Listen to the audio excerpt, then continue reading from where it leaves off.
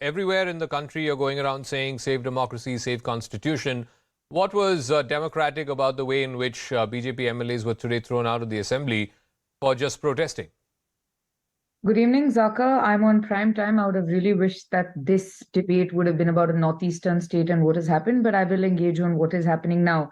When Mr. Bomai talks about a Taliban-like government, I would like to draw his attention to the fact that there is a decorum, there is a dignity of the House, and in the history of the Karnataka Legislative Assembly, an action such as this, where you basically in an undignified manner throw paper, rip up paper and throw it at the speaker, is something that has happened. It is unprecedented, and not only being suspended, they should also be booked for the sort of action that they've taken against Mr. Lamani, who's the deputy speaker in this case. Ruckus is not part of the right to protest, and the ones but who Aiyshwarya, talk this about is the exact same thing that opposition MPs do in parliament, tear up papers and throw at the speaker. They do it all the time.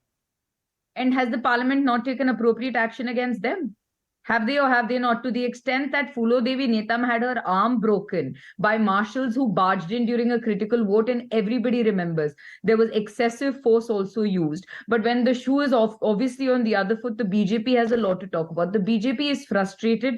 The JDS is excessively frustrated. And because we're implementing our guarantees, because we're going along with our work, they continue to try and stall progress and also business in the House, which is very unbecoming, to the extent that the MLAs being carried out are laughing about it. Mr. Rangappa, at the end of the day, I mean, you can't be tearing up papers and throwing it at the speaker. That is disrespect to the chair. Forget about the individual there. See, let me start by saying this is a draconian, undemocratic and stifling the voice of democracy by the bullish Congress party. Because when the debate started regarding the clarification of IAS officers attending a political functions, which is not governmental. So when we questioned the government about this, they refused to give an answer. S.K. Patil gave a very vague answer on the floor of the House. The Chief Minister presents out, and he was specious and politically convenient for him to say that you have done it and I have done it, and it is my perspective. Is it not dictatorial? Is it but you don't throw papers at the speaker. You don't throw papers at the speaker, sir. They should be ashamed of themselves. Sir, you don't throw papers at the speaker for that. We were instigated by the undemocratic, draconian behavior of the leader of the House, the ministers, the members, and to a certain extent the chair also. Why didn't he give a fair chance for us to debate? Why didn't he allow us for discussion? Okay. Aiyshwarya Mahadev, there's a legitimate question being asked as to why IAS and IPS... Once again. Aiyshwarya Mahadev, why were IAS and IPS officers being deployed for a party function or for the function of political parties and not for governmental work? That's a legitimate question to ask.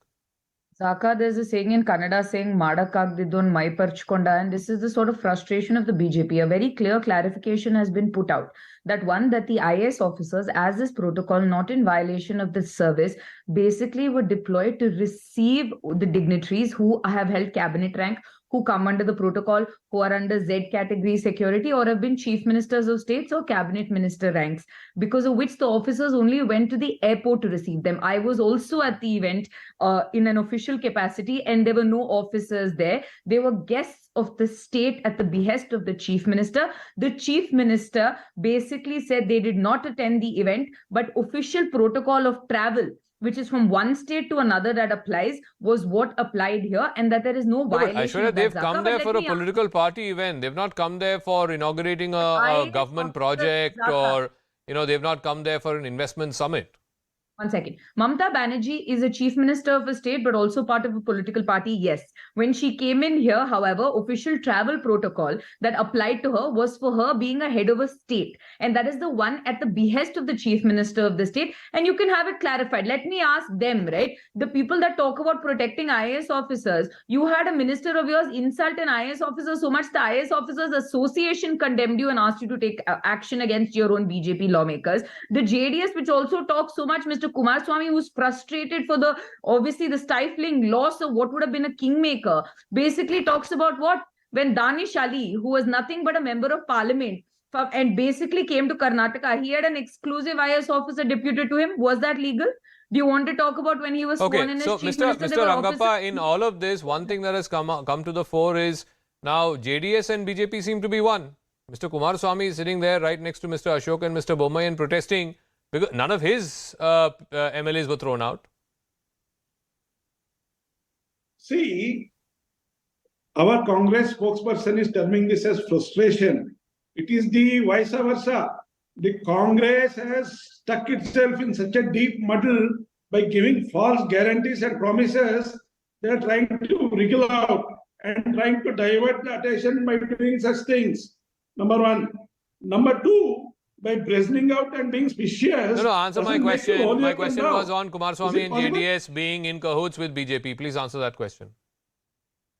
JDS and BJP have never gone into any sort of an agreement. Let me be very clear in this fact. But by looking at the behavior of the Congress, by looking at the draconian attitude of the Congress, even the opposition parties were forced to work against the Congress. Okay. This is actually what has happened. All right, we'll leave it at that. Naren Rangappa and Aiyshwarya Mahadev, we'll see how this story plays out. Like I said, the assembly session concludes Friday, but the BJP is saying that they're going to boycott the rest of the session.